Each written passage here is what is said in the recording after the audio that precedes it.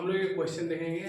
Question है कि √5 is irrational number. ठीक है, इसको साबित करना। √5 कभी कभी सवाल ऐसा देगा, सबको एक ही तरीके से सॉल्व करें। √5 इरेशनल नंबर साबित करो, या फिर prove that √3 irrational number, √2 irrational number, या √p इरेशनल नंबर, कुछ भी दे दें, हमको सबको एक ही तरीके से साबित करना है। तो पहला काम करना है, इसको पूरी कहानी को समझ लेते हैं कि करना क्या है। पहले हम लोग मानते हैं इसको क्या ए एक रेशनल नंबर। ठीक है, मान लेते हैं ये एक रेशनल नंबर है और इसको p/q के रूप में लिख देते हैं। ठीक है, और p/q जो लिखते हैं और a और b जो लेंगे, ठीक है, वो कॉमन फैक्टर एक से ज़्यादा नहीं होना चाहिए। इसका मतलब ये होता है कि वो सिर्फ और सिर्फ एक से कटेगा। ठीक है, एक से कटेगा। और फिर हम देखते हैं कुछ देर सॉल्व करने के बाद एक के अलावा कोई और चीज़ से कट जाता है, तो हमारा माना हुआ जो रेशनल नंबर है वो गलत हो जाएगा और ये हो जाएगा मेरा इरेशनल नंबर। तो इसको देखो लिखते कैसे। ठीक है, पहले हम लिखते हैं let us assume assume that, हम लोग मान के चलते हैं। ठीक है, √5 बी आर रेशनल नंबर मान के चलते ये एक रेशनल नंबर है। फिर इट्स सिंपलेस्ट फॉर्म लिखते हैं। इट्स सिंपलेस्ट फॉर्म, इसका सिंपलेस्ट फॉर्म क्या होगा? इट्स सिंपलेस्ट फॉर्म हम लोग जानते हैं, जो रेशनल नंबर उसको a/b के रूप में लिख सकते हैं, है ना। इट्स सिंपलेस्ट फॉर्म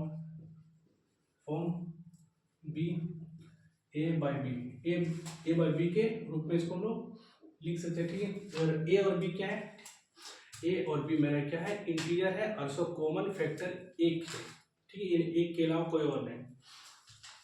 a और b, a and b are integer, TER integer and having no common factor, having no common factor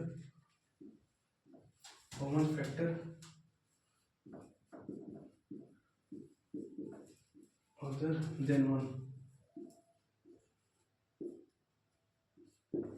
कहने का मतलब कि हम लोग मान के चले कि ये एक रेशनल नंबर है जिसका a/b के रूप में लिख सकते हैं, और a और b क्या इंटीजर है और उसका कॉमन फैक्टर एक से अलावा नहीं है, यानी कॉमन फैक्टर एक के अलावा कोई नहीं। इसका मतलब कि a और b सिर्फ और सिर्फ 1 से कटेगा, इसके अलावा किसी से नहीं कटेगा। लेकिन हम लोग कुछ देर सॉल्व करेंगे तो बाद में पता चलता है कि a और b ने ये 5 से भी कट रहा। तो हमारा माना हुआ क्या है? और मान के चलते थे रेशनल नंबर है √5, तो ये हमारा गलत होगा। ठीक है, तो ये हो जाएगा क्या? Irrational number. चलो फिर देखें अदर देन 1। ठीक है, तो लिखते हैं √5 बराबर a/b। देखो √5 को माने थे रेशनल नंबर, और रेशनल नंबर का है जो a/b के रूप में लिख सकते हैं, इसलिए ये दोनों बराबर है, फिर हम लोग यहाँ बराबर कर दिए। ठीक, अब देखो स्क्वायरिंग बोथ साइड करेंगे। ठीक,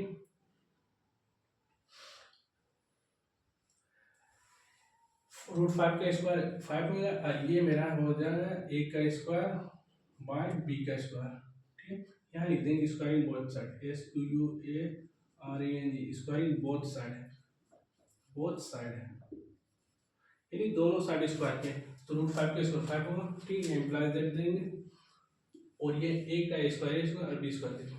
b तो ये b स्क्वायर है तो 5 से मल्टीपल होगा, 5b स्क्वायर बराबर मेरा a स्क्वायर। ठीक, ये इक्वेशन 1 मान लेंगे। ठीक, हम देख रहे हैं ये 5 बराबर के साथ गुना में उधर जाकर भाग हो सकता है, यानी कि a स्क्वायर को 5 काट सकता है डिवाइड के साथ। तो इसको लिखेंगे 5 डिवाइड्स a स्क्वायर, यानी कि a स्क्वायर को 5 डिवाइड कर सकता है। फिर इसलिए लिखेंगे, तो जिस स्क्वायर को हम जानते हैं कि अगर किसी भी नंबर का स्क्वायर को कोई नंबर डिवाइड कर सकता है, तो बिना स्क्वायर को भी वो नंबर डिवाइड कर सकता है। मतलब क्या, 5 अगर डिवाइड कर रहा है a स्क्वायर को, तो 5 डिवाइड कर देगा a को। ठीक, तो यहाँ लिखा 5 डिवाइड्स a। ठीक है, 5 डिवाइड कर। अब हम लोग क्या करते हैं, हम जान रहे कि 5 डिवाइड कर रहा है a को। ठीक है, 5 डिवाइड कर रहा है किसको? a को। इसका मतलब क्या है, हम लोग यहाँ माने थे क्या, देखो a और b को कॉमन इंटीजर है, integer and having no common factor other than 1, यानी कि a और b को सिर्फ 1 ही, एक नंबर है 1 ही डिवाइड कर रहा है। लेकिन यहाँ देखो a को क्या 5 भी डिवाइड कर रहा है, इसलिए तो हमारा माना हुआ क्या होगा? गलत हो जाएगा। हमारा जंक्शन क्या होगा? माना हुआ गलत हो जाएगा। ठीक, इसी से हम लोग साबित कर देंगे। ठीक, तो हम लोग देखते हैं क्या, लेट ठीक है, ए बराबर 5c, देन वी गेट देखिए हम लोग मान लेते हैं वो ए बराबर 5c, कोई दूसरा इंटीजर मान लेते हैं, जहाँ पर c कोई इंटीजर है, c कोई क्या है इंटीजर, ठीक। तो हम लोग ए बराबर 5c, तो ये इक्वेशन है, तो ए का वैल्यू 5c, तो ए स्क्वायर मतलब 25, c स्क्वायर को बैठा रहता है वी गेट, तो हम ये इक्वेशन को इस इक्वेशन 1 में बैठाते हैं, ठीक है। तो ये 5 b स्क्वायर का बराबर ये ए की जगह 5c, यानी कि ए स्क्वायर यानी 5, यानी कि ये 5c का स्क्वायर कर सकते हैं इसको, तो ये 5b स्क्वायर बराबर 25c स्क्वायर होगा, ठीक है। ये मेरा हो गया यहाँ तक। अब आगे हम पढ़ते हैं, यहीं पर हम लोग सोल्व कर लेते हैं, ठीक है। यहाँ जो भी जगह है हम देख रहे हैं कि 5b स्क्वायर बराबर 25c स्क्वायर, तो 5 इधर डिवाइड होगा, तो केवल बचेगा क्या, b स्क्वायर बराबर 5c स्क्वायर। हम यहाँ देख रहे हैं कि ये 5 बराबर के इधर गुना में, तो इधर भागा जा रहा है, यानी ये 5b को भी डिवाइड करेंगे, ये 5 डिवाइड्स b स्क्वायर, तो यहाँ लिखते थे 5 डिवाइड्स DIVIDES डिवाइड्स b। हम देख रहे हैं दोनों इक्वेशन में, यहाँ 5 डिवाइड कर रहा है a को भी, और यहाँ 5 डिवाइड कर रहा है b को भी, है ना। ये 5 a और b दोनों को डिवाइड कर रहे हैं, जबकि हम लोग जो माने थे वो देख रहे हैं कि common factor and other than 1 having no common factor other than 1। इसका मतलब क्या है कि a और b को सिर्फ एक ही नंबर 1 ही डिवाइड कर सकता है, लेकिन सॉल्व करने को देख रहे दो ए और बी को 5 में डिवाइड करें, तो इसलिए हमारा माना हुआ चीज को क्या गलत हो गया, ठीक है। तो हम बोले थे कि ये ए और बी को 5 दोनों को डिवाइड करें, ठीक है। 10, तो इस प्रकार लिखते हैं 10 5 is a common factor COMM common factor of a and b। हम लोग शुरू में जो मान के चले थे कि ये √5 एक रेशनल नंबर है, और इसका ए और बी के फॉर्म में लिख सकते हैं, और ए और बी का कॉमन फैक्टर अदर देन 1, यानी कि एक के अलावा कोई दूसरा कॉमन फैक्टर नहीं। लेकिन हमको सॉल्व करने के बाद पता चलता है कि 5 is a common factor of A and B, यानी कि 5 भी ए और बी का कॉमन फैक्टर है। तो ये अब कंट्रोडिक्शन, यानी कि ये जो कंट्रोडिक्शन हुआ, यानी हम लोग मान के चले थे जो ए और बी वो एक के अलावा कोई दूसरा उसको काट नहीं सकता, लेकिन यहाँ देख रहे हैं 5 भी काट रहा है, तो ये कॉन्ट्रोडिक्शन हुआ ना। तो इसको हम ले चलिए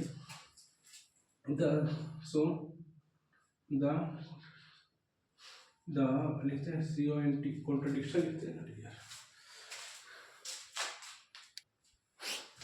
कहते हैं this contradiction TRADICT, this contradict the fact that A and B having no common factor FCT or factor other than OTH here other than 1। यानी कहने का मतलब तो समझिए अच्छा तरीका, 5 is a common factor of A and B.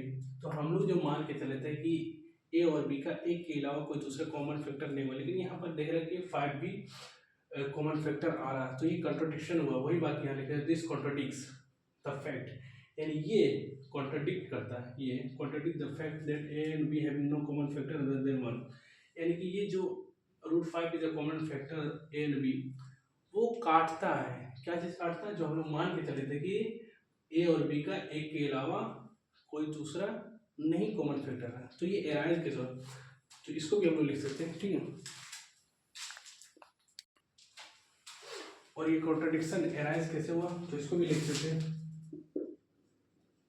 This contradiction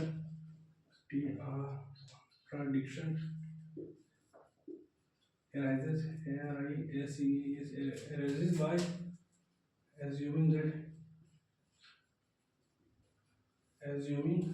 that √5 is rational. ये जो कॉन्ट्रडिक्शन एराइज हुआ वो कैसे हुआ कि हम लोग मान के चले थे रूट 5 को रेशनल, इसीलिए ये कॉन्ट्रडिक्शन हुआ। यानी कॉन्ट्रडिक्शन क्या है, हम लोग ए और बी को एक के अलावा कोई दूसरा काट नहीं सकता, लेकिन यहाँ देख रहे हैं कि 5 भी कॉमन फैक्टर निकल गया, यही कॉन्ट्रडिक्शन हुआ। ठीक है, ये कॉन्ट्रडिक्शन हुआ, ये बात यहाँ लिखा है। फिर यहाँ से लिखा कि ये कॉन्ट्रडिक्शन एराइज कैसे हुआ, हम लोग मान के चले रूट 5 रेशनल नंबर है, इसलिए ये एराइज हुआ। तो आप कह सकते हैं हेंस रूट 5 इज इरेशनल।